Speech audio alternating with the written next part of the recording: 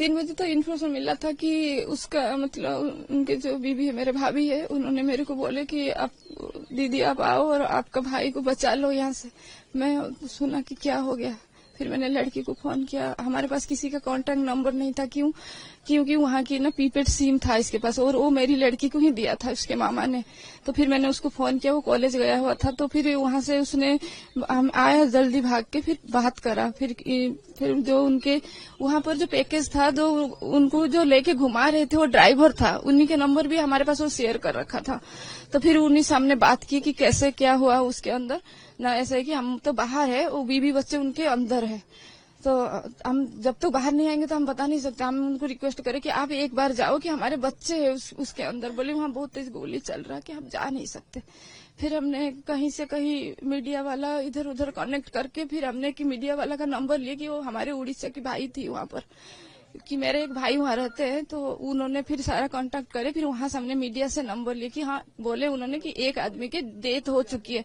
फिर हमने बोले कि उसका लिस्ट हमें चाहिए कि कौन है। फिर उन्होंने लिस्ट भेजा कि उसी में उसका नाम नहीं था, कि हाँ तुम्हारे भाई अभी ठीक ठाक है हॉस्पिटल में। हम तो वही आशा में रहे थे कि हाँ 12 बज गया 1 बज गया कि हम लोग जाने के लिए एयरपोर्ट के लिए। तो हम निकल आए थे, वही 3 बजे तुरंत हम आ गए थे। फिर वहां से कोई सुविधा नहीं हो पा रहा था कि वहां जाने के लिए। प्रशासन सबसे हमने बात कर ली कि हम वहां पे जाना है, चाहे कितने भी पैसा लग जाए। बोले वहां पे तुम्हें जाने की कोई रास्ता नहीं है। तो फ्लाइट सब रद्द कर दिया गया था।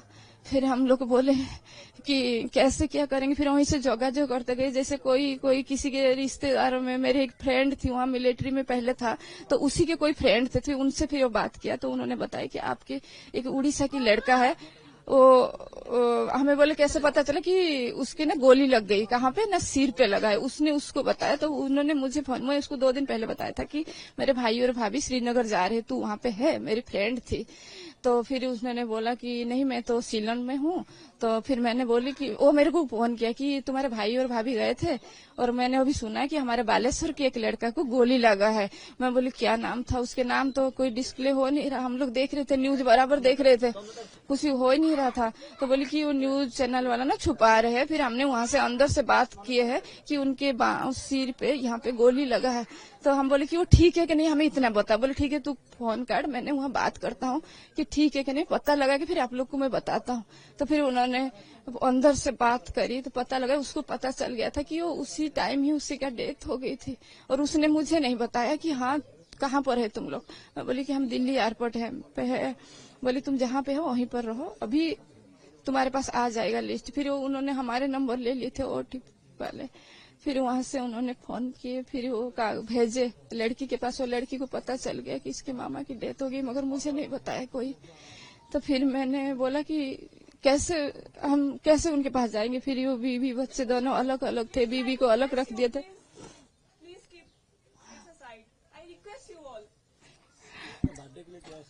बर्थडे के लिए तो हाँ, बर्थडे थी 17 तारीख को, चला गया था। फिर वो लोग दिल्ली में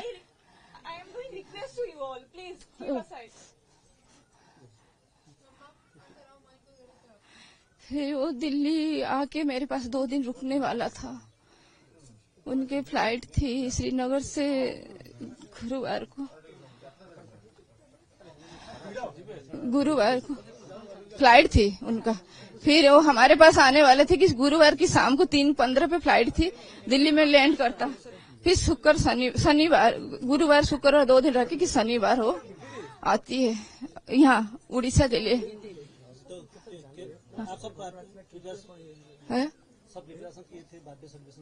हाँ, सारा कुछ प्रिपरेशन कर रखे थे, घर सजाए थे, लड़की ने केक मतलब ऑर्डर कर रखा था, उसके लिए कपड़ा मंगा रखी थी मैंने 60, और सारे घर की अरेंजमेंट कर रखे थे कि वो आएंगे ही 5 बजे पहुंचते ही हमने उनका केक काटना है। पहले दरवाजे से उनको टीका का लगाएंगे, फिर इसके बाद हमने वो केक काटेंगे।